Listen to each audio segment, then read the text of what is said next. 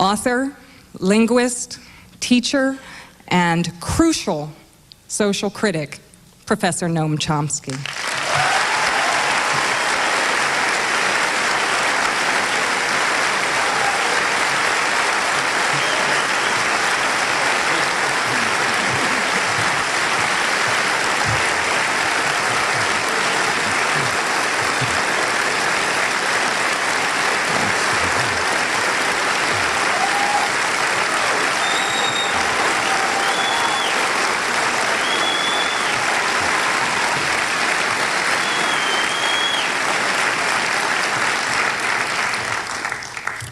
Well, let me just begin by saying what I'm sure is obvious. It's a genuine pleasure to be able to take part in this 15th anniversary celebration. What the FAIR Collective, and the emphasis should be on the word collective, what it's accomplished in these years is quite remarkable.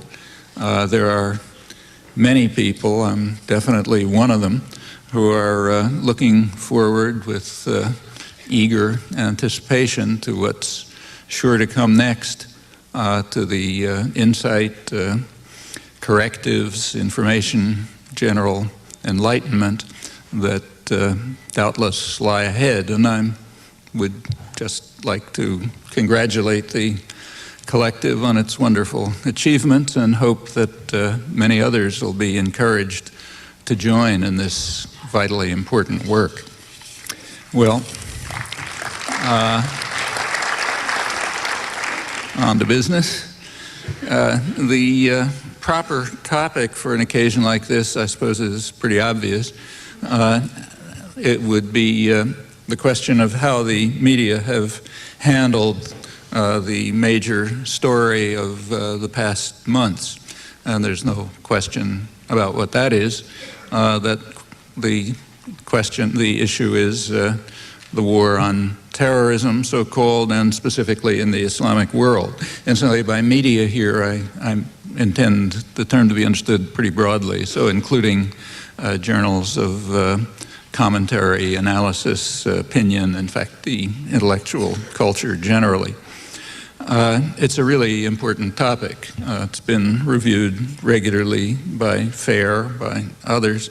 However, it isn't really an appropriate topic for a talk. And the reason is that it requires too much detailed analysis. So what I'd like to do is take a somewhat different approach to it and ask the question, how should the story be handled in accord with general principles that are accepted as guidelines, so principles of fairness and accuracy and relevance and so on. Let's approach this by kind of a thought experiment. Imagine an intelligent Martian. Incidentally, I'm told that by convention, Martians are male, so I'll refer to it as he. So suppose that this Martian went to Harvard and Columbia Journalism School and learned all sorts of high-minded things and actually believes them. How would the Martian handle a story like this? Well, I think he would begin with some factual observations that he'd send back to the journal on Mars. One factual observation is that the war on terrorism was not declared on September 11th.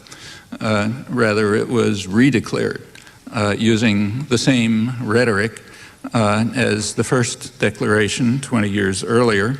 The Reagan administration, as you know, I'm sure, came into office announcing that a war on terrorism would be the core of U.S. foreign policy, and it condemned what the president called the evil scourge of terrorism. The main focus was state-supported international terrorism in the Islamic world, and at that time also in Central America. International terrorism was described as a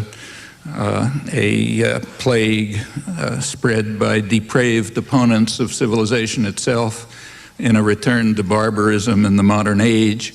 Actually, I'm quoting the administration moderate, Secretary of State George Shultz.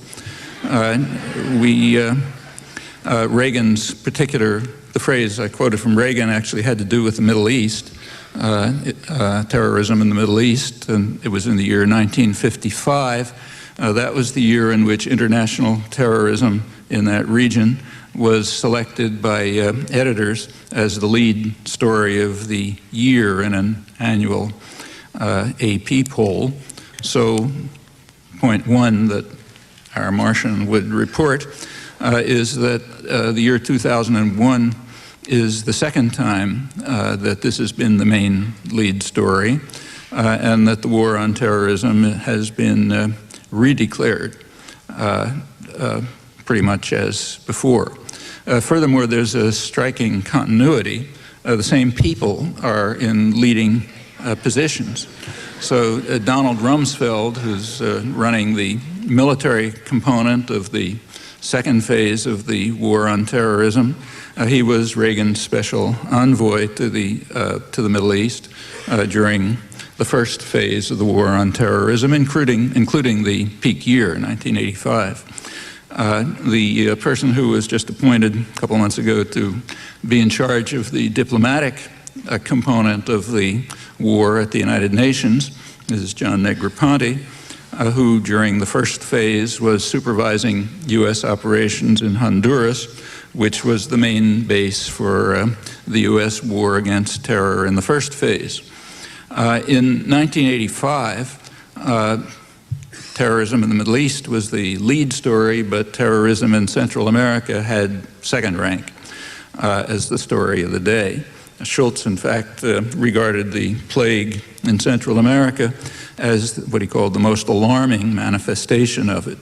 The main problem, he explained, was a cancer right here in our hemisphere, and we want to cut it out, and we'd better do it fast because the cancer was openly proclaiming the goals of Hitler's Mein Kampf, was just about to take over the world. And it was really dangerous. The danger was so severe that on Law Day, 1985, the president announced a state of emergency, a national emergency, which was because of the, as he put it, the threat to the national security and foreign policy of the United States posed by this cancer. Law Day, incidentally, is the day that in the rest of the world is celebrated as, commemorated as a day in solidarity with struggles of American workers. In the United States, it's a jingoist holiday, May 1st. The cancer was so serious, and incidentally, this was renewed annually until finally the cancer was cut out. Shultz, Secretary of State, explained that the danger was so severe that you can't keep to gentle means. His words, negotiations are a euphemism for capitulation.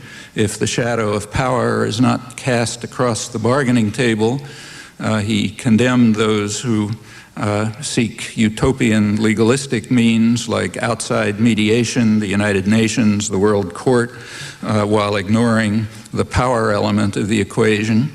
The United States was, in fact, exercising the power element of the equation with mercenary forces based in Honduras under the supervision of John Negroponte, while it was successfully blocking pursuit of utopian legalistic means by the World Court, the Latin American countries, and of course the cancer itself, bent on world conquest.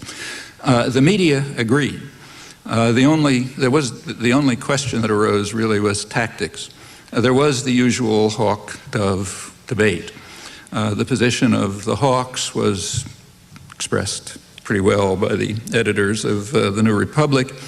They demanded, in their words, that we continue to send military aid to Latin-style fascists, no matter how many are murdered, because there are higher priorities than human rights in El Salvador or anywhere in the region. That's the hawks. The Doves argued, on the other hand, that these means were just not going to work, and they proposed alternative means to return Nicaragua, the cancer, to the Central American mode and impose regional standards on it. I'm quoting the Washington Post. The Central American mode was and the regional standards were those of the terror states, El Salvador and Guatemala, which were at that time massacring, torturing, devastating in ways I don't have to describe. So we got to return Nicaragua to the Central American mode as well, according to the Doves. The op-eds and editorials in the national press were divided on this, roughly 50-50 between the Hawks and the Doves. There were exceptions, but they're literally at the level of statistical error. There's material on this in print, has been for a long time if you want to look. In the other major region where the plague was raging at that time, the Middle East, uniformity was even more extreme. Well, the intelligent Martian would certainly pay great attention to all of this, very recent history, in fact, with remarkable continuity, so that the front pages in Mars would report that the so-called war on terror is redeclared by the same people against rather similar targets, although, he would point out, not quite the same targets. The depraved opponents of civilization itself in the year 2001 were, at that time, the freedom fighters organized and armed by the CIA and its associates, trained by the same special forces who are now searching for them in caves in Afghanistan. That they were a component of the first war against terror and acting pretty much the same way as the other components of the war against terror. They didn't hide their terrorist agenda, incidentally. That began early on. In fact, in 1981, when they assassinated the president of Egypt and continuing, that included terrorist attacks inside Russia, severe enough so that at one point they virtually led to a war with Pakistan, although these attacks stopped after the Russians withdrew in 1989, leaving the ravaged country in the hands of the U.S. favorites, who turned at once to mass murder, rape, terror, the worst, generally described as the worst period in Afghanistan's history. And they're now back in charge outside of Kabul. According to this morning's Wall Street Journal, they're now, two of the major warlords are now approaching what could turn out to be a major war. Let's hope not. Well, all of this would be headline news in the Martian press, along, of course, with what it all means to the civilian population. That includes vast numbers of people who are still deprived of desperately needed food and other supplies, although food has been available for months but can't be distributed because of the conditions. That's after 4 months. Consequences of that we don't know, and in fact we'll never know, because there's a principle of the intellectual culture that although you investigate enemy crimes with laser-like intensity, you never look at your own. That's quite important. So we can only give very vague estimates, say, of the number of Vietnamese or Salvadoran or other corpses that we've left around. Well, as I say, this would be headlines in Mars. A good Martian reporter would also want to clarify a couple of basic ideas. First of all, he'd like to know what exactly is terrorism, and secondly, what's the proper response to it? Well, whatever the answer to the second question is, that proper response must satisfy some moral truisms. And the Martian can easily discover what these truisms are, at least as understood by the leaders of the war, what the self-declared war on terrorism because they tell us constantly that they're very pious Christians who therefore revere the Gospels and have certainly memorized the definition of hypocrite given prominently in the Gospels. Namely, the hypocrites are those who apply to others standards that they refuse to accept for themselves. So the Martian understands then that in order to rise to the absolutely minimal moral level, we have to agree, and in fact insist, that if some act is right for us, then it's right for others. And if it's wrong when others do it, then it's wrong when we do it. That's the most elementary of moral truisms. And once the Martian realizes that, he can pack up his bags and go back to Mars because his research task is over. He would be unlikely to find a phrase, a single phrase, in the vast coverage and commentary about the war on terrorism that even begins to approach this minimal standard. Don't take my word for it. Try the experiment. Well, I don't want to exaggerate. You can probably find the phrase now and then way out at the margins, though very rarely. Nevertheless, this moral truism is recognized within the mainstream. It's understood to be an extremely dangerous heresy, and therefore it's necessary to erect impregnable barriers against it, even before anybody exhibits it, even though it's so rare. In fact, there's even a technical vocabulary available in case anybody would dare to engage in the heresy, to involve themselves in the heresy that we should abide by moral truisms that we pretend to revere. The offenders are guilty of something called moral relativism. That means the suggestion that we apply to ourselves the standards we apply to others, or maybe moral equivalence. That's a term which was invented, I think, by Jean Kirkpatrick to ward off the danger that somebody might dare to look at our own crimes. Or the term, or maybe they can be called involved, they're carrying out the crime of America bashing, or they're anti-Americans, which is a rather interesting concept. As far as I'm aware, the term is used elsewhere only in totalitarian states. For example, in Russia in the old days, where anti-Sovietism was the highest crime. If somebody were to publish a book in Italy, say, called The Anti-Italians, you can imagine what the reaction would be in the streets of Milan and Rome, or in any country where freedom and democracy are taken seriously. But let's suppose that the Martian isn't deterred by the inevitable tirades and stream of vilification, and suppose he persists in keeping to the most elementary moral truisms. Well, as I said, if he does that, he can just go home.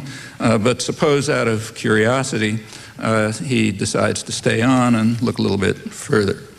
So what'll happen? Well, back to the question, what is terrorism? Important one. Now, there's a proper course for a serious Martian reporter to follow to find the answer to that.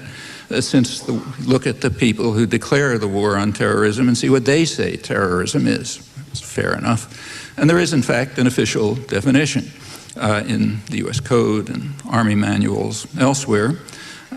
It's defined briefly, terrorism, as I'm quoting, is defined as the calculated use of violence or the threat of violence to attain goals that are political, religious, or ideological in nature through intimidation, coercion, or instilling fear.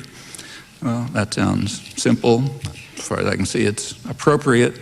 But we constantly read that the problem of defining terrorism is very vexing and complex. And the Martian might wonder why that's true. And there's an answer. The official definition is unusable. It's unusable for two important reasons. First of all, it's a very close paraphrase of official government policy, which is very close, in fact. When it's government policy, it's called low-intensity conflict or counterterror. Incidentally, that's not just the United States. As far as I'm aware, this practice is universal. So about, just as an example, back in the mid-60s, the RAND Corporation, the research agency connected to the Pentagon mostly, the RAND Corporation published a collection of interesting Japanese counterinsurgency manuals having to do with the Japanese attack on Manchuria and North China in the 1930s. I was kind of interested. I wrote an article about it at the time, comparing the Japanese counterinsurgency manuals with US counterinsurgency manuals for South Vietnam, virtually identical. That article didn't fly too well, I should say. Anyhow, it's a fact, and as far as I know, it's a universal fact. So that's one reason you can't use the official definition. The other reason you can't do it is much simpler. It just gives all the wrong answers, radically so, as to who the terrorists are. So therefore, the official definition has to be abandoned, and you have to search for some kind of sophisticated definition that'll give the right answers, and that's hard. That's why you hear that it's such a difficult topic, and big minds are wrestling with it, and so on. Fortunately, there is a solution. The solution is to define terrorism as the terrorism that they carry out against us, whoever we happen to be. As far as I know, that's universal in journalism, in scholarship, and also I think it's a historical universal. At least I've never found any country that doesn't follow this practice. So fortunately, there's a way out of the problem. Well, with this useful characterization of terrorism, we can then draw the standard conclusions that you read all the time, namely that for terrorism is a weapon of the weak. Of course, terrorism in the official sense is a weapon of the strong, like most weapons, but it's a weapon of the weak by definition once you comprehend that terrorism just means the terrorism that they carry out against us. Then, of course, it's true by definition that terrorism is a weapon of the weak, so the people who write it all the time, you see it every time you open the newspapers or the journals, they're right. It's a tautology, and by convention. Well, suppose the Martian goes on to defy what are apparently universal conventions, and he actually accepts the moral truisms that are preached, and he also even accepts the official US definition of terrorism. I should say by this time he's way out in outer space, but let's proceed. If he goes this far, then there certainly are clear illustrations of terrorism. September 11th, for example, is a particularly shocking example of a terrorist atrocity. Another equally clear example is the official US-British reaction, which was announced by Admiral Sir Michael Boyce, chief of the British Defense Staff, reported in a front-page story in the New York Times in late October. He informed the people of Afghanistan that the United States and Britain would continue their attack against them until they get their leadership changed. Notice that that's a textbook illustration of international terrorism according to the official definition. I won't reread it, but if you think about it, it's just perfect illustration.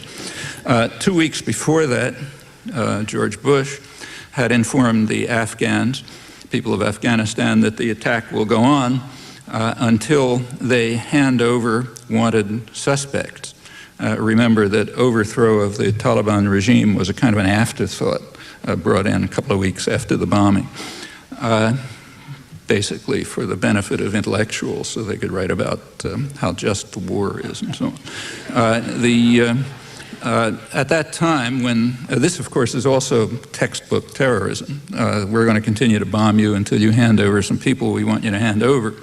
The U.S. at the very same time, the Taliban regime did ask for evidence, but the U.S. contemptuously dismissed that request, also flatly refused to even consider offers of extradition, which may have been serious, may not have been, we don't know, because they were rejected.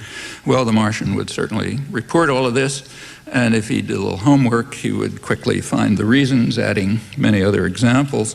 The reasons are very simple. The world's rulers have to make it clear that they do not defer to any authority. Therefore, they do not agree, they do not accept the idea that they should offer evidence. They do not agree that they should request extradition.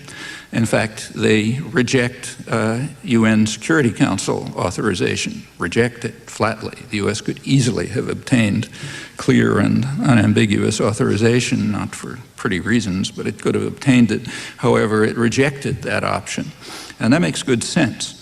In fact, there's even a term for this in the literature of international affairs and diplomacy. It's called establishing credibility.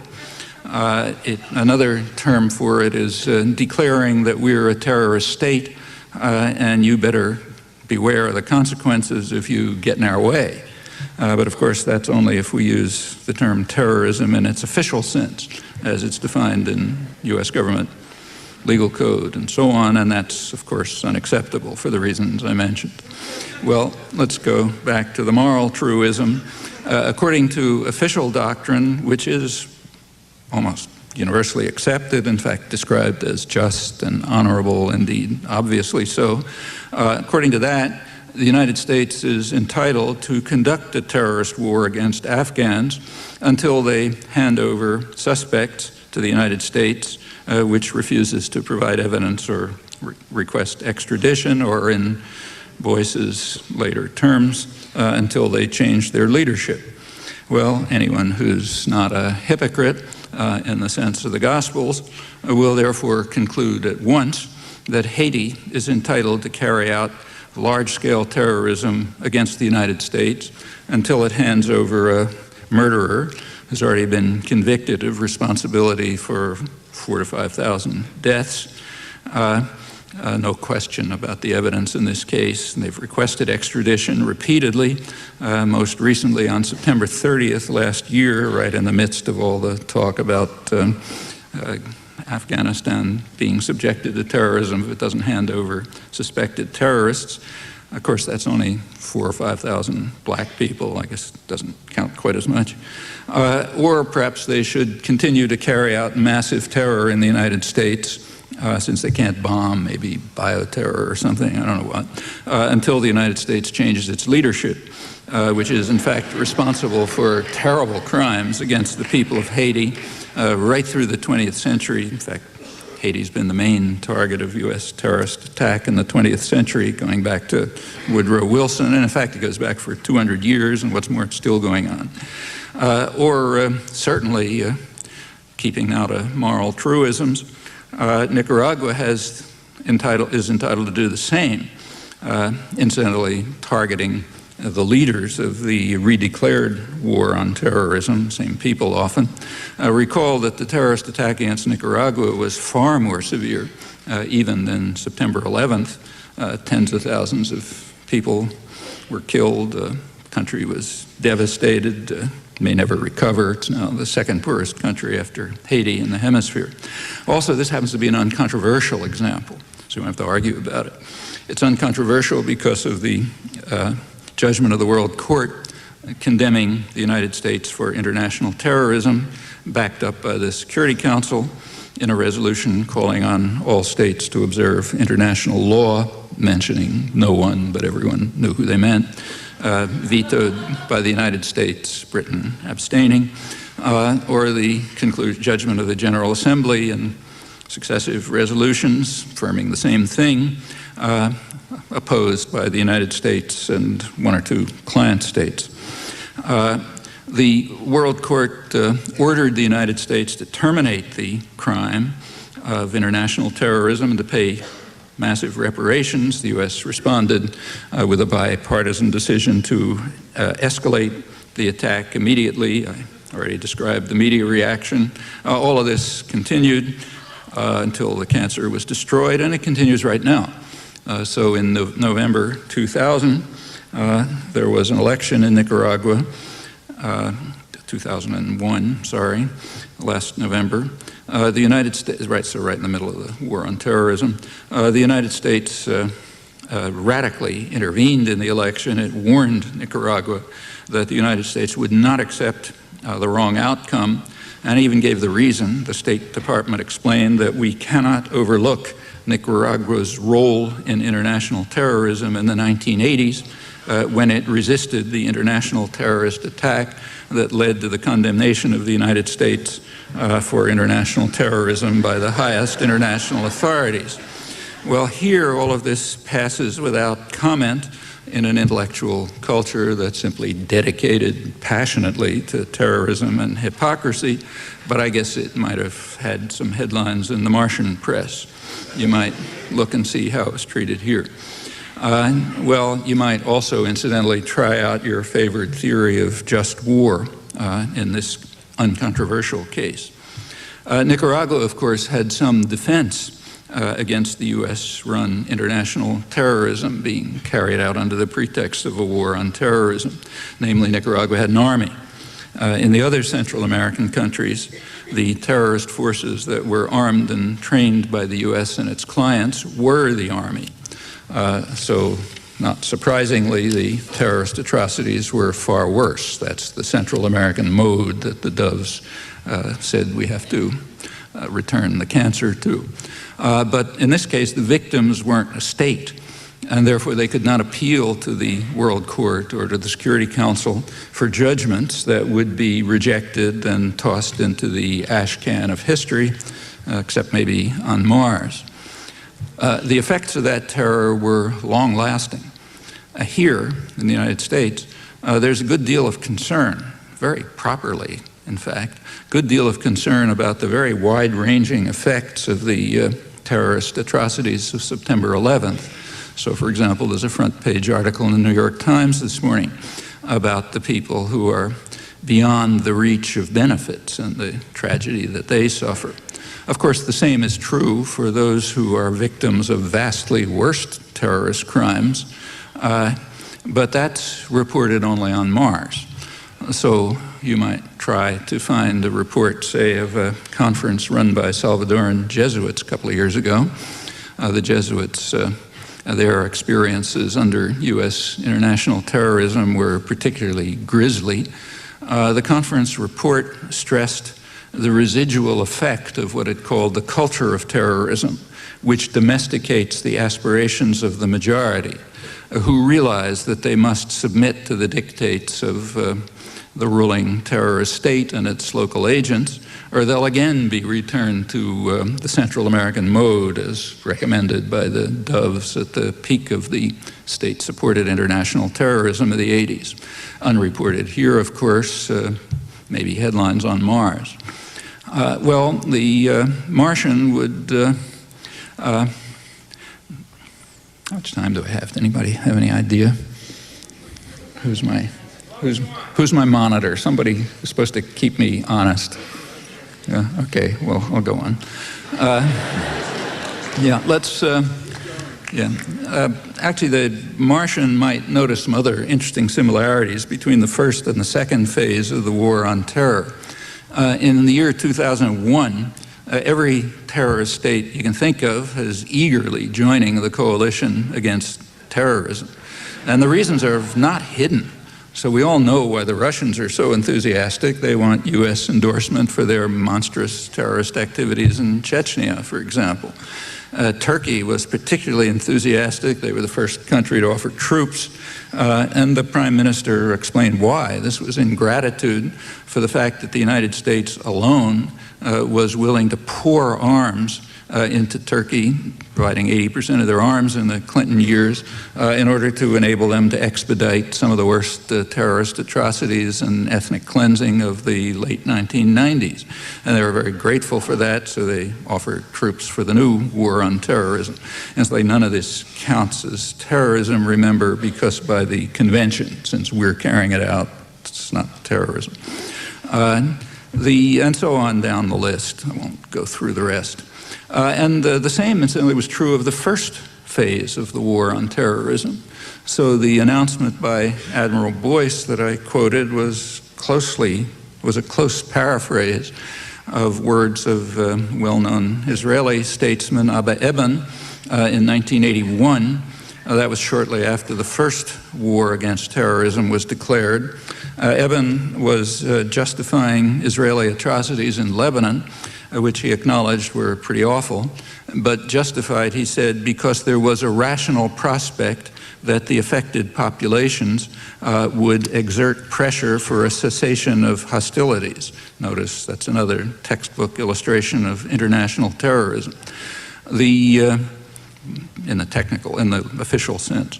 The hostilities that we're talking about were at the Israel-Lebanon border, overwhelmingly Israeli in origin, often without even a pretext, but backed by the United States, so therefore they're not terrorism by convention, and they're not part of the history of terrorism. At the time, with decisive U.S. support, Israel was carrying out attacks in Lebanon, bombing and other atrocities, to try to elicit some pretext for a planned invasion. Well, they couldn't get the pretext, but they invaded anyway, killing about 18,000 people and continuing to occupy southern Lebanon for about 20 years with many atrocities, but all off the record because the U.S. was decisively supporting it. All of this peaked the post-1982 attack in 1985. That was the peak year for U.S.-Israeli atrocities in southern Lebanon, what were called the Iron Fist operations. These were large-scale massacres and deportations of what the High Command called terrorist villagers. These operations, under Prime Minister Shimon Peres, are one of the candidates for the prize of the worst international terrorist crime in the peak year of 1985. Remember when it was the leading story of the year. There are other competitors. One of them, also early 1985, was a bombing in Beirut, a car bombing. The car bombing was outside a mosque, timed to go off just when everybody was leaving to ensure the maximum number of casualties. Killed 80 people, wounded more than 250, according to the Washington Post, which gave a pretty grisly account of it. Most of them were women and girls, but it was a heavy, strong bomb, so it killed infants in their beds and all kind of other atrocities. But that doesn't count because it was organized by the CIA and British intelligence, so therefore it's not terrorism. So that's, it's not really a candidate for the prize.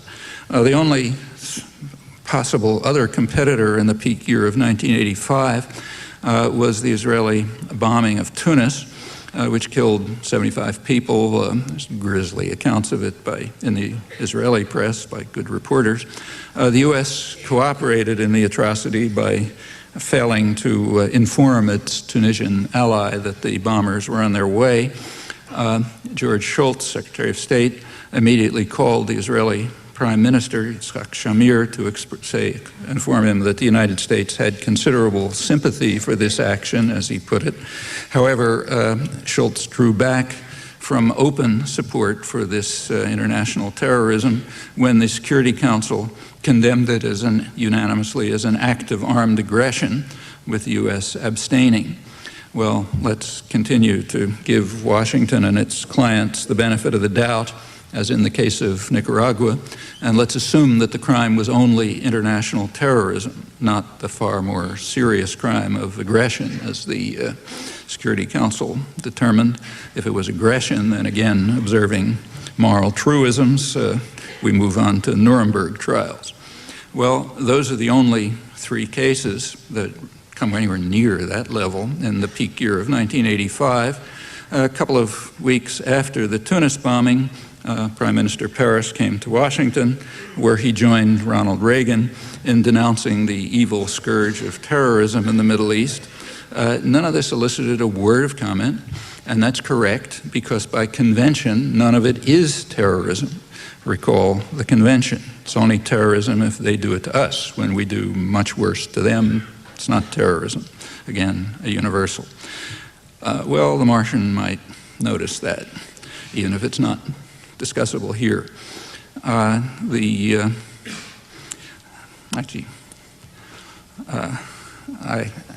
got my favorite review in history when I did write about this some years ago. It was a review in the Washington Post, two-word review by their Middle East correspondent, who described it as breathlessly deranged. I kind of like that. I think he was wrong about breathless. If you read the article, it's pretty calm, but deranged is correct. You have to be deranged to accept elementary moral truisms and to describe facts that shouldn't be described. That's probably true. Let's go back to the Martian. He might be puzzled about the question of why 1985 is the peak year for the return to barbarism in our time by depraved opponents of civilization itself, referring to international terrorism in the Middle East. He'd be puzzled because the worst cases by far of international terrorism in the region just are down the memory hole, like international terrorism in Central America and lots of other cases. Current ones, in fact. However, some cases from 1985 are remembered, well remembered, and rightly, because they are terrorism. The official prize for terrorism that year goes to the hijacking of the Achille Lauro and the murder of a crippled American, Leon Klinghoffer. Everyone knows about that one correctly. It was a terrible atrocity. Now, of course, the perpetrators of that atrocity they described it as retaliation for the Tunis bombing a week earlier, vastly worse case of international terrorism. But quite rightly, we dismiss that excuse with the contempt that it deserves. And all of those who do not regard themselves as cowards and hypocrites will take the same principled stand with regard to all other violent acts of retaliation, including, for example, the war in Afghanistan, which, remember, was undertaken with the clear and unambiguous expectation that it might drive millions of people over the edge of starvation. And as I said, we'll never know. For principled reasons, or lesser atrocities, such as those in alleged retaliation in the Israeli-occupied territories right now, with full U.S. support, as always, so they're not terrorism. The Martian would surely report on page 1 that the United States right now is once again using the pretext of the war on terror to protect and probably escalate terrorism by its leading client state. The latest phase of this began on October 1st, 2000. That's when Israeli helicopters, which when you read that, that means U.S. helicopters with Israeli pilots provided in the certain knowledge that they're going to be used for what they're used for. On October 1st, first day after the current intifada, U.S. helicopters began to attack unarmed Palestinians with missiles, killing and wounding dozens of them. There wasn't any pretext of self-defense. Clinton did respond on October 3rd, 2 days later, by sending Israel the largest shipment of military helicopters in a decade, along with spare parts for Apache attack helicopters that had been sent in mid-September. The press cooperated by refusing to report any of this. 5 minutes. 5 minutes, yeah. Not failing notice, but refusing. They knew all about it. In December, and the story continues, since time's short, I'll be brief. Last month, the Martian press would certainly have headlined Washington's intervention to expedite the further escalation of the cycle of terror there. On December 14th, the U.S. vetoed a Security Council resolution calling for implementation of the Mitchell Report and international observers to monitor reduction on violence. Went at once to the General Assembly, where it was opposed by the U.S. and Israel, also therefore disappears. None of this, you can check the coverage. A week earlier, there was a conference in Geneva of the high contracting parties of the Geneva Convention. They're obliged by solemn treaty to enforce it. That convention, as you know, was instituted after World War II to criminalize the atrocities of the Nazis. The convention strictly bars virtually everything the U.S. and Israel do in the occupied territories, including the settlements that were established and expanded with U.S. funding and full support, increasing under Clinton and Barack during the Camp David negotiations. Israel alone rejects this interpretation.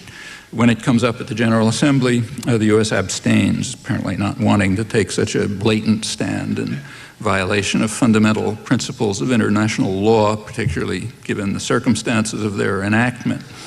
The media tell us that Arabs believe that the conventions apply to the territories, which is not false, though there's a kind of an omission of the Arabs and everybody else.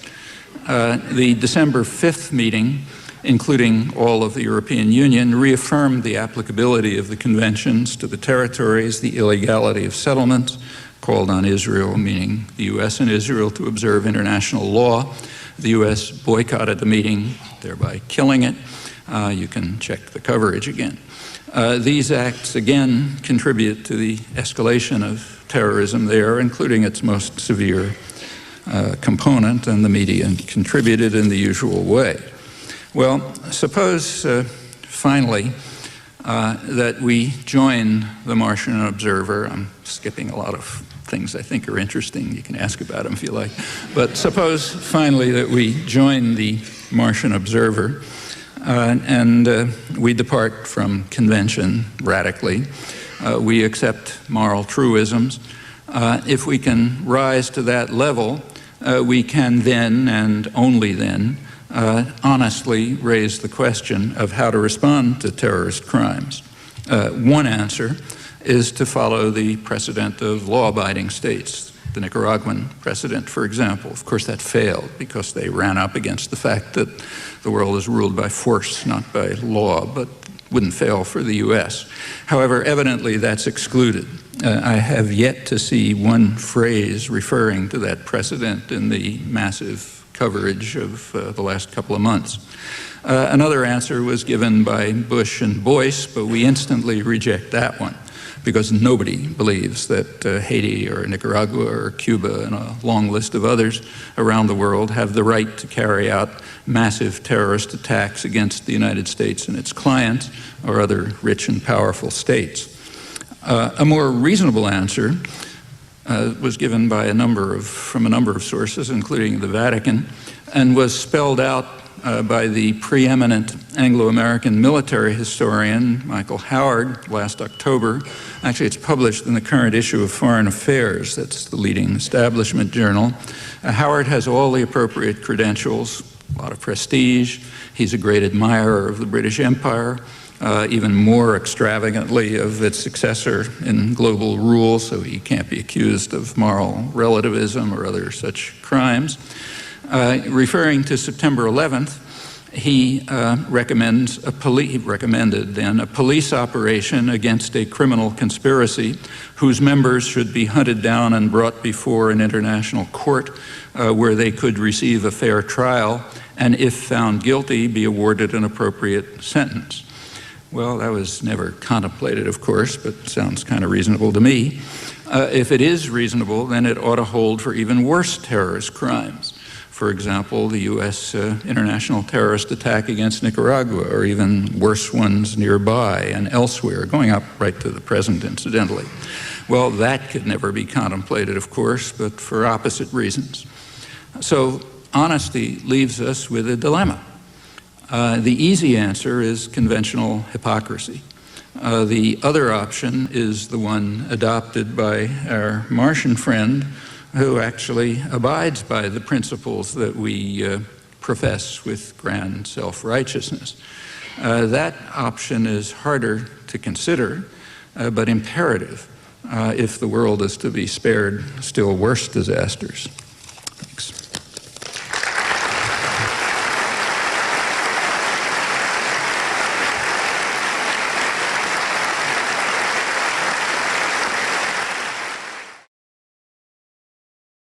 What can we do as individuals and collectively do to change this pattern of U.S. abuses and murder? How can we engage and inspire those outside this hall being full of the already converted and privileged?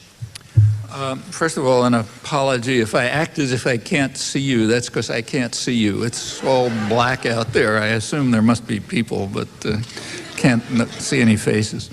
Actually, first of all, there are plenty of people outside this hall who are pretty much the same. In fact, it's a very powerful current in the country and, in fact, throughout the world. There's plenty of evidence for that. As to what you can do about it, I think we all know the answer. I mean, ask yourself why we don't live under feudalism, or why we don't have slavery, or why women have some rights, or why there's some finally concern about trying to save the environment before we destroy it, or anything else you can think of back through history. There are no magic answers. There's only one answer. It's dedicated, committed, hard work.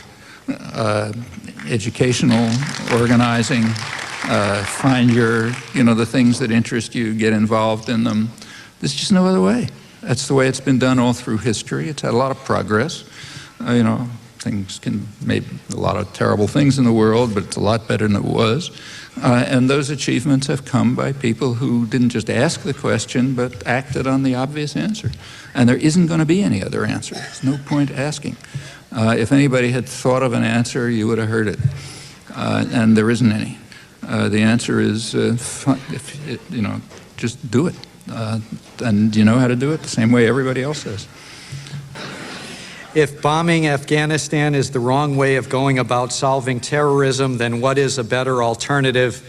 Thanks. Yeah. Well, first of all, we have to decide what we mean by terrorism. Do we mean by terrorism what the, say, U.S. Code means by terrorism? Or do we mean by terrorism the terrorism that they conduct against us? Okay. Those are, depending on what we mean, there are different answers. So are we hypocrites or not? We got to decide that first. Well, if we're not hypocrites, then one way to reduce terrorism doesn't solve it. One way to reduce terrorism is not to participate in it. That's an easy way. It doesn't take, doesn't take bombing, doesn't take embargoes. It just means stop participating in it. If you want to know what that means, let's say today, just take a look at the list of leading recipients of U.S. arms transfers in the world. Just run through the list, compare them with standard Human Rights Watch reports, and you'll find a way to reduce terrorism enormously. What about the terrorism of them against us? That is the minor part. The terrorism of the weak does exist. It's serious, could get a lot worse. If you look at official studies, technical studies, some of them government, some strategic analysts, some in the technical journals, you'll find that for years now, everyone has understood that the major terror threat against the United States is not missiles. No country is going to be crazy enough to launch a missile attack against the United States and ask for instant obliteration. But there is so the missile defense business you can forget about. It's just a cover for militarization of space projects, which are extremely dangerous. But there is a possibility of serious terrorist attacks, and it's not a joke. It doesn't take enormous expertise these days to figure out how to bring the pieces of a nuclear weapon into New York and assemble them in a hotel room and set off a nuclear explosion. In fact, even people with limited talent of most of us could figure out how to do that. And a plutonium bomb, weighs like 15 kilograms or something like that. And the same is true of bioterror and many other things. There are many possible weapons of the weak, and there's a good chance that they'll be used. That's not the biggest part of component of terrorism. In fact, it's the smallest part, but it's very serious. Like what happened on September 11th wasn't a joke. So how do you deal with that? Well, there are a couple of ways. I mentioned a couple of ways at the end, and I think some of them are quite reasonable. I won't repeat. But the basic, somewhere along the line, if you want to deal with the problem with terrorism, you got to think about the reasons for it. So, for example, take, say, one of the very few cases in which the weak actually did carry out terrorism against the strong, namely IRA bombs in London, which were not a joke. I mean, at some stage they planned, didn't succeed in killing the whole British cabinet. Well, there was one possibility. I'm putting aside questions of feasibility. Let's put that aside. One possible reaction would, say, have been to bomb Boston, which is the source of most of the financing, I suppose. Well, okay, that would have been one response. Another response would have been to flatten West Belfast. Okay, probably the RAF could handle that. It wouldn't, even feasibility aside, those have been lunatic responses. Those are the responses we're doing now. A sensible response was the one that I quoted from Michael Howard. Find the perpetrators. It's a criminal act. Find the agents of the criminal act. Get evidence about them. Bring them to a proper court tribunal, and sentence them. And then, he didn't say this, and then look into the grievances that lie behind it. And there usually are grievances. I mean, any criminal act you think of, whether it's a robbery in the streets or September 11th or even worse terrorist crimes, of which there are unfortunately numerous, I gave a few cases, there's usually something that lies behind them. And when you look at what lies behind them, there often are, some of the grievances are quite legitimate. And they ought to be dealt with, quite apart from terrorism. Independently of terrorism. So one of the things I didn't get to talk about, but could, is the question, why do they hate us? That George Bush's plaintive question, which has actually been asked for a long time. And we have answers to it, back to the 1950s from the internal declassified record. So Eisenhower, for example, raised exactly the same question back in 1958. He said, look, secretly, in secret discussion, he said, there's a campaign of hatred against us in the same area of the world, not by governments, but by the population. And what's the reason? And the National Security Council gave him the reason. And the reason is that there's a perception, which we can't counter because it's true, that the U.S. supports a harsh and brutal status quo in order to pursue its own interests in obtaining the energy resources of the region, and therefore supports brutal and oppressive regimes. And we have a hard time dealing with this because the perception's correct. And they say it's natural that we should do that. Yeah, that's not very different from what the Wall Street Journal reported a couple of days after the September 11th attacks, when, to their credit, they began to do some studies which should have been done long before, asking what are people's attitudes in that region. Of course, they looked at a narrow sector, the sector they're interested in, what they called moneyed Muslims, the rich guys. So they were thinking of bankers and professionals and international lawyers and businessmen, tied up with U.S. multinationals. People who are right in the middle of the U.S. system, and they found pretty much the same responses as back in the 1950s. And that perception still is correct, so it's hard to counter. But it shouldn't be correct. We should not be supporting harsh and brutal regimes. We should not be blocking, as we have been for 50 years there, democratic options, possibilities of independent development.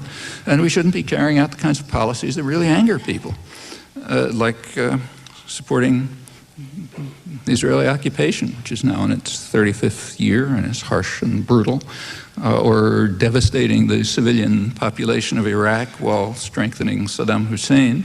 And they remember, even if we prefer to forget it, that the US and Britain supported Saddam strongly right through his worst atrocities.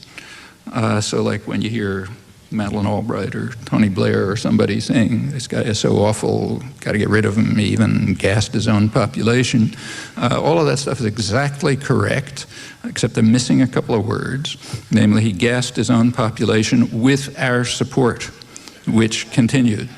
and strongly after he did it, because we didn't care about the crimes, we cared about other things. We cared about exactly what the National Security Council was telling Eisenhower back in the 1950s. Well, you know, if we don't want to pay any attention to that, okay, then we're just guaranteeing further terrorist acts. Can't predict what they'll be, but you can be pretty sure they'll come. Just as in the case of, say, Britain and Ireland, if they paid no attention to the grievances, it would go on. You know, there's some chance of dealing with problems if you pay attention to what lies behind them. Otherwise, there isn't. And there usually is something behind them. What does the role of Central Asian oil and other resources play in the current operations in Afghanistan, specifically a pipeline through Afghanistan? Well, you know, anything that happens in that area of the world, there's going to be very likely there'll be an energy connection, because that's why that area of the world is important to the West. That's true of Central Asia. It's far more true of the Gulf region. However, that can't be the reason why the U.S. is bombing Afghanistan. I mean, those interests are constant. They've been there for a long time. They're going to stay there. They didn't change on September 11th. But now they certainly enter. So, for example, George Bush's representative in Afghanistan, Khalilzad, he was, in fact, a consultant for UNICAL. And it's not very surprising. UNICAL's been trying to put a pipeline through there for some years.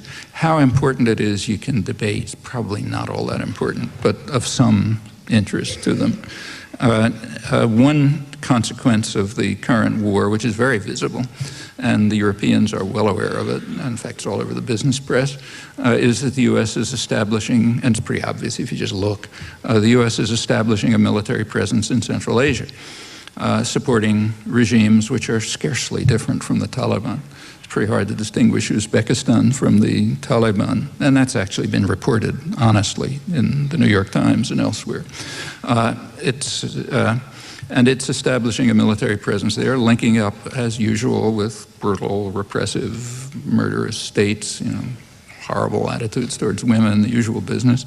And it's because it wants a position, you know, to take a position in what used to be called in the 19th century the Great Game, you know, the conflict over control of the region.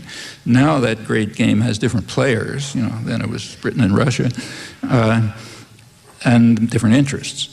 Because now a major interest is who's going to get access to the energy resources of the Central Asia region, which are apparently significant.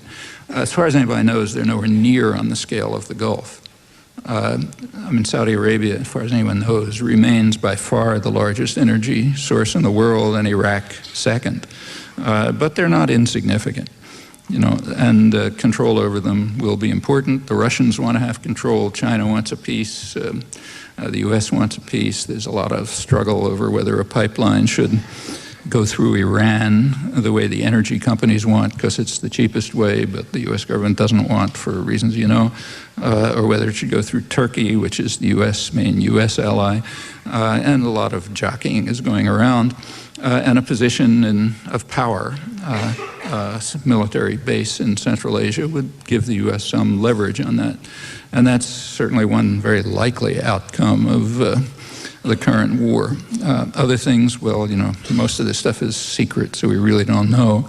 But it happened. I was in India in November and passed through Pakistan for a couple of days at the end, and I happened to be in Islamabad for a day, which was the same day as the meetings of the World Bank and the UN Development Fund on late November on development projects for post-war Afghanistan. The Pakistani press, which is surprisingly free and open, at least surprised me, though I sort of knew it from reading Iqbal Ahmed's work, but it's true. They were reporting it pretty straight, and they quoted drafts of World Bank documents which are being presented at the meeting. Actually, I put one of them up on the internet if you're interested. But what it said, I mean, I can't check the original to see if it's accurate. These are internal documents of the World Bank and people like that. But it looked authentic. They were saying that a priority for the reconstruction of Afghanistan should be investment in the energy sector, including pipelines, and then it went on about that. And, you know, those are obviously not the priorities for a country that's been devastated primarily by the US and Russia for the last 20 years and is a total wreck. But if this is correct, that's the projection of the international institutions and their concerns. Maybe, maybe not, until these institutions become transparent enough so that one can find out what they're up to. We'll just have to speculate and use what bits of information there are. But it wouldn't surprise me. That's how this region has been viewed. So yes, there are Central Asian energy interests related to it, and they'll probably become more important in the coming years, with a very likely conflict among China, Russia, United States, other smaller,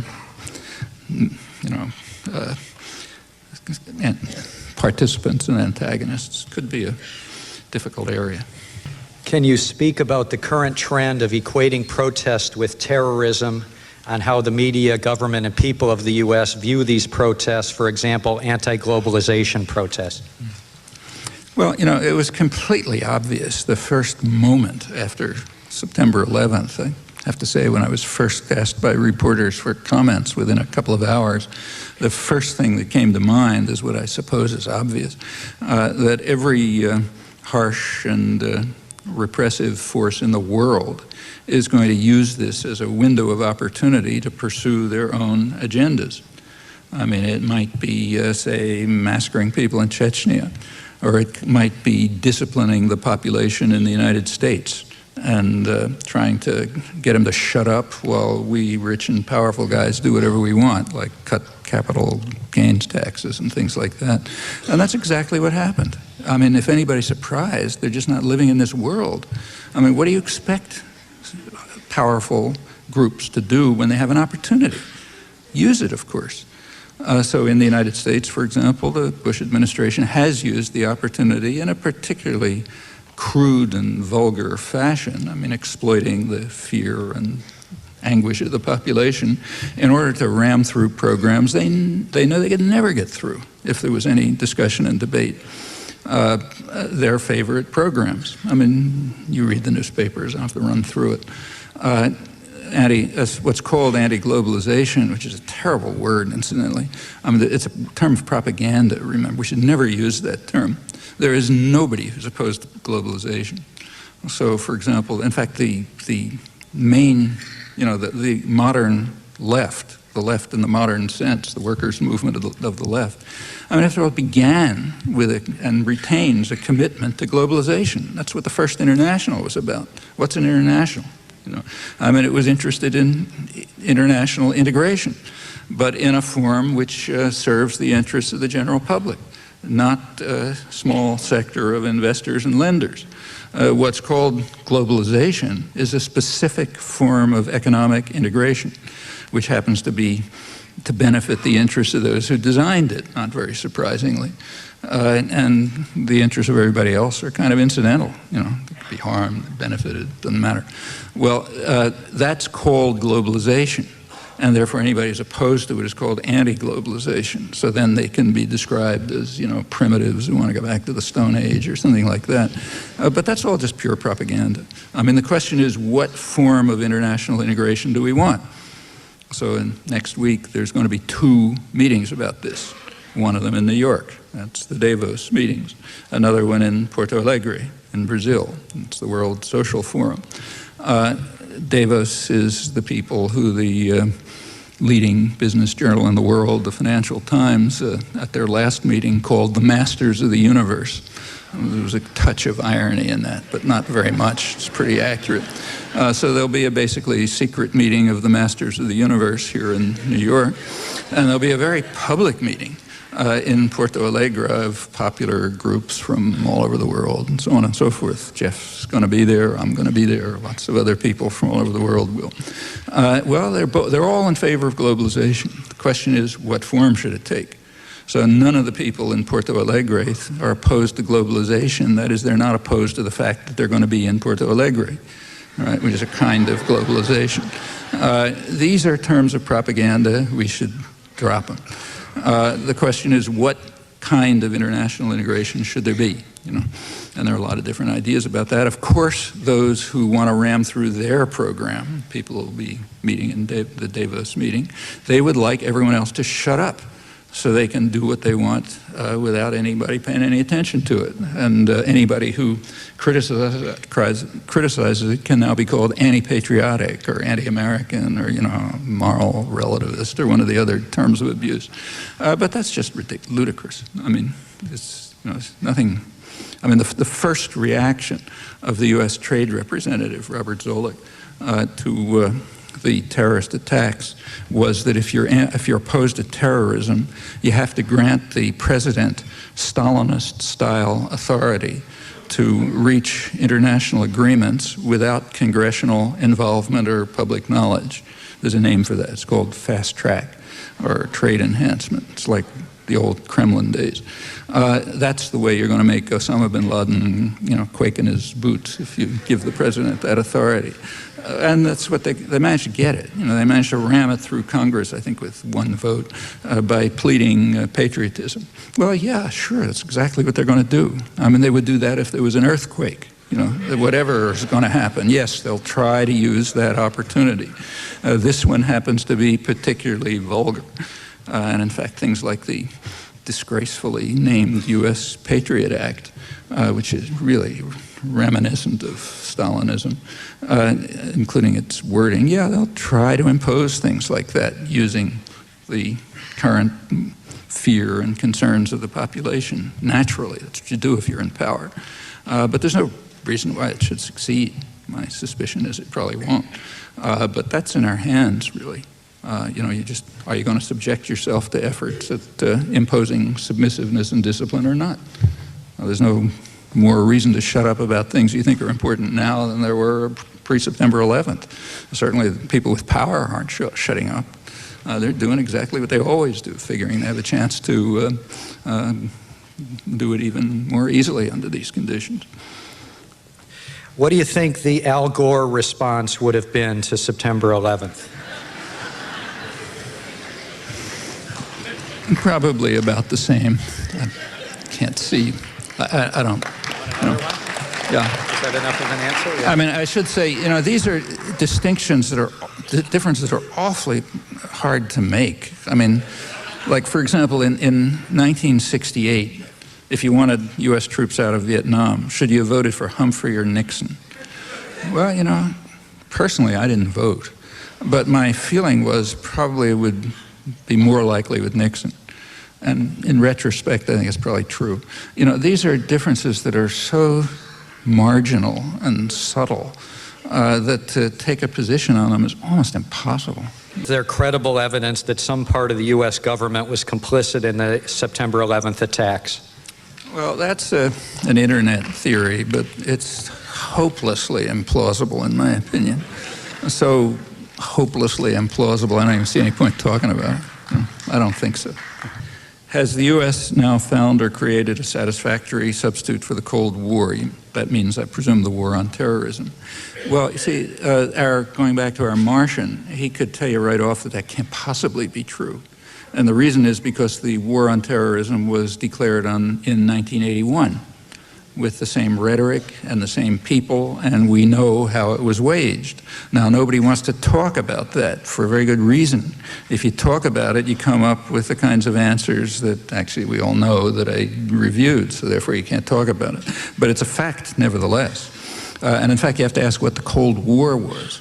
Well, one of the reason that they came up with the war against terror as the core of U.S. foreign policy in the early 80s was because everybody realized the Cold War is not going to serve as a pretext for very long. You're going to have to find other pretexts for the kinds of policies that are carried out before the Cold War, after the Cold War, during the Cold War, for the same reasons. Let's go back to Eisenhower. Things I was I didn't have a chance to quote them, but the things I was referring to about, why do they hate us? Here are the reasons from the National Security Council. That happened to be 1958. It was a very important year in U.S. and world history for a lot of reasons.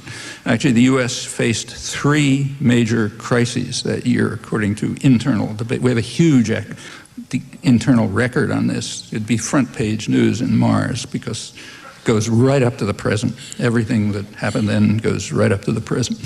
The 3, and we know a lot about it because it's declassified. So any journalist who wants to find out, just open the official records.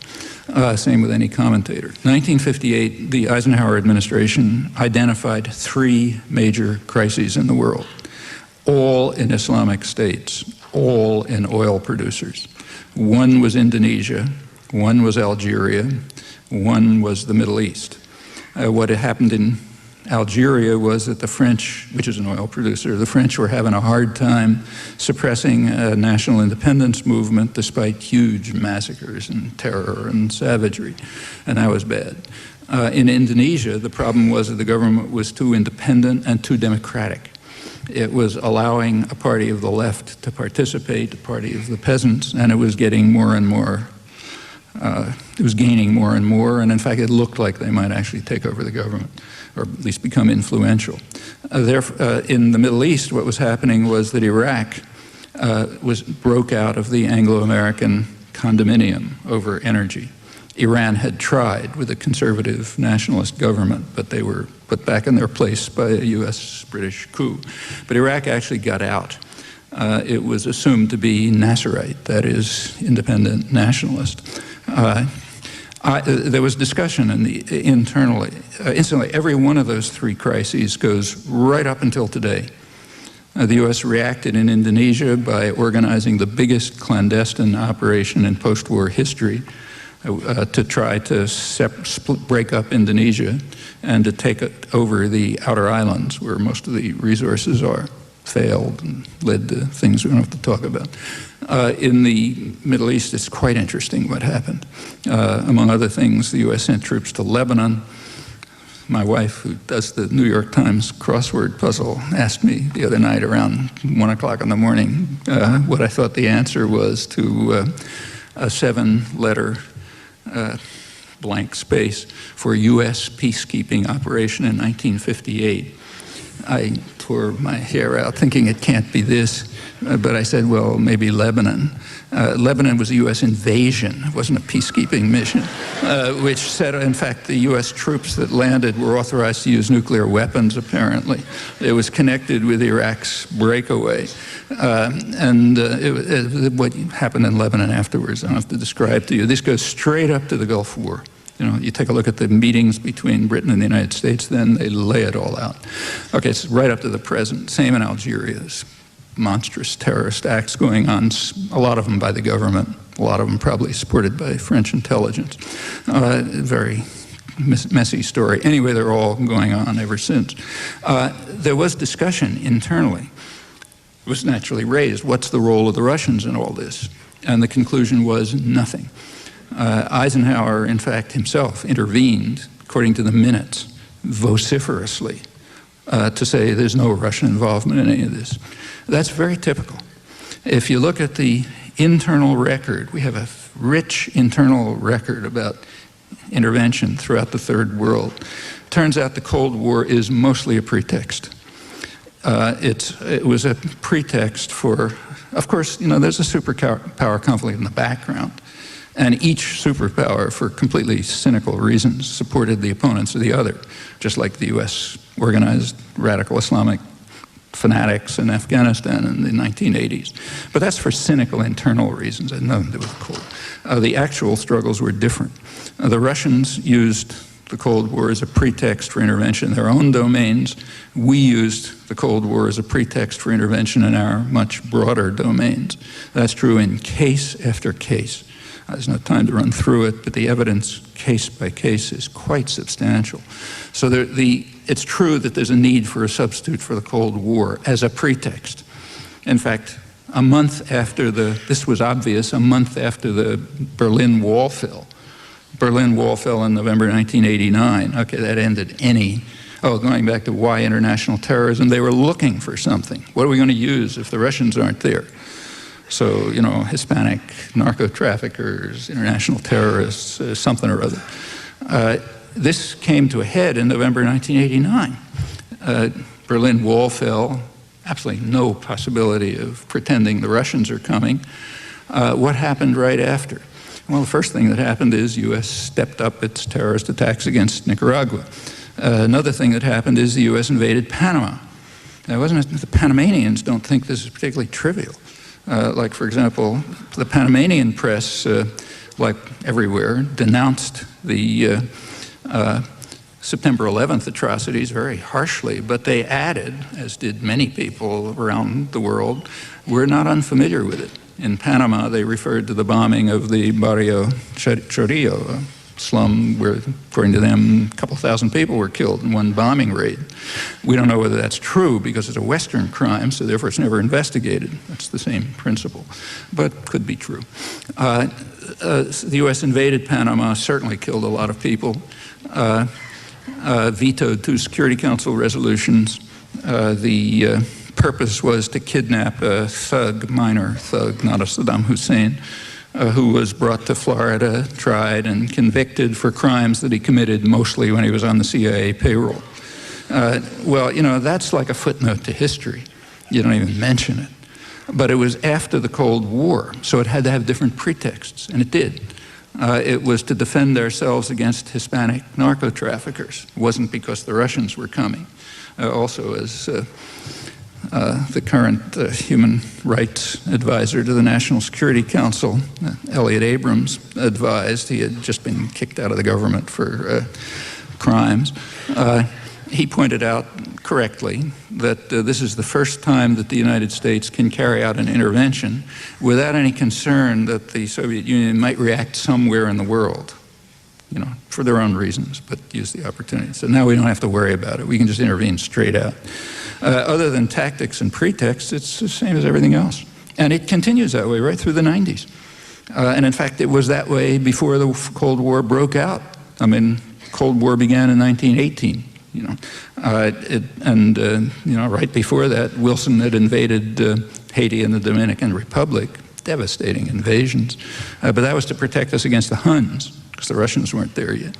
And so it goes. I mean, and we know that it's mostly a pretext. I mean, there's a superpower conflict in the background, but pretext. In fact, that became extremely clear I mean, anybody who wanted to know anything about this would certainly have looked at a public document, namely George Bush I's first presentation to Congress calling for a huge military budget after the fall of the Berlin Wall, right? There's one every year.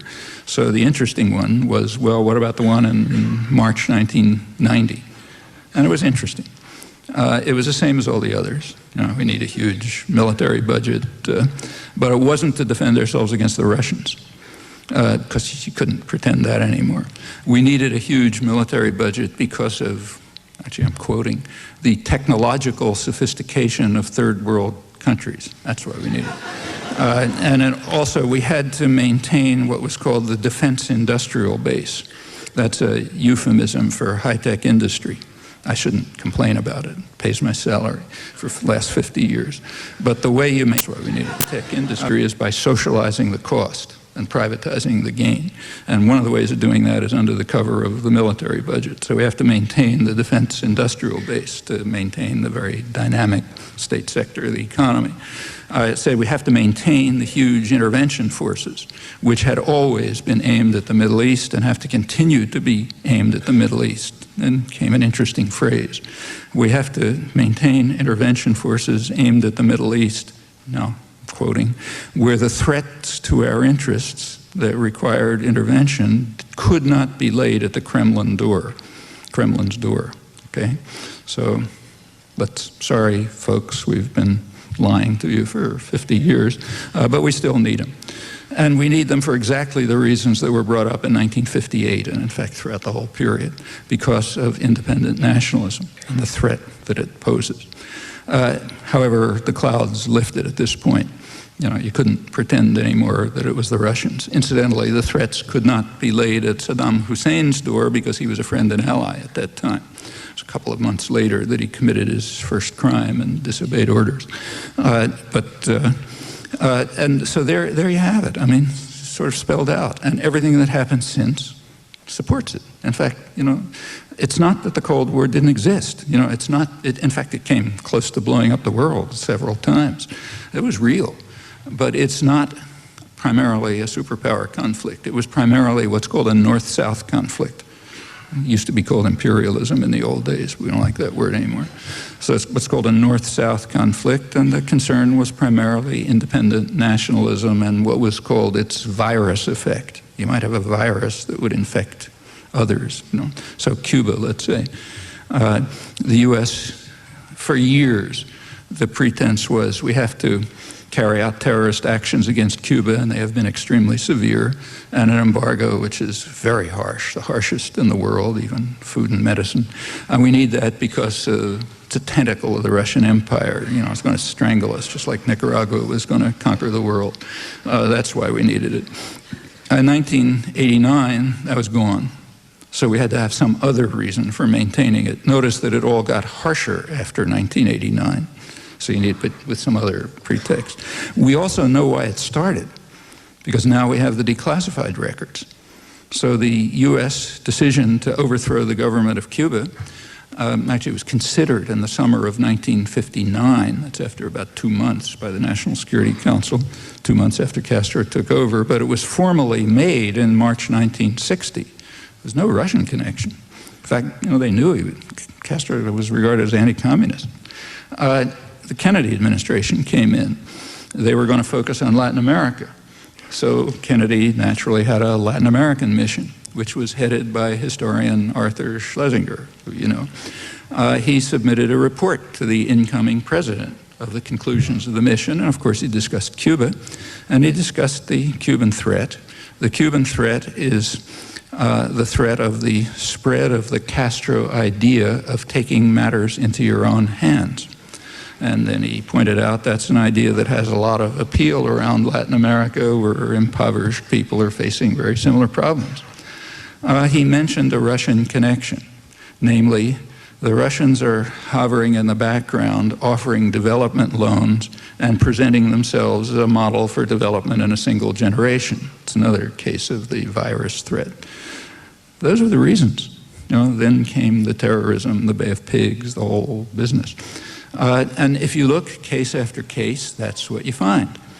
I can't try to prove it now, but there's a ton of stuff in print about this. So what about a substitute for the Cold War? Yeah, well, you're going to have other pretexts. And the new phase of the war on terrorism, remember it's 20 years old, is a search for some such pretext. It's not that it isn't real. Terrorism's real enough. It's some small part of it, but it's real. But it is going to be used as a pretext for everything else, whether it's giving the president, the right to negotiate agreements in secret, or cutting taxes on the rich, or forcing people to shut up, or intervening somewhere, or whatever. Yeah, it'll be used for those purposes.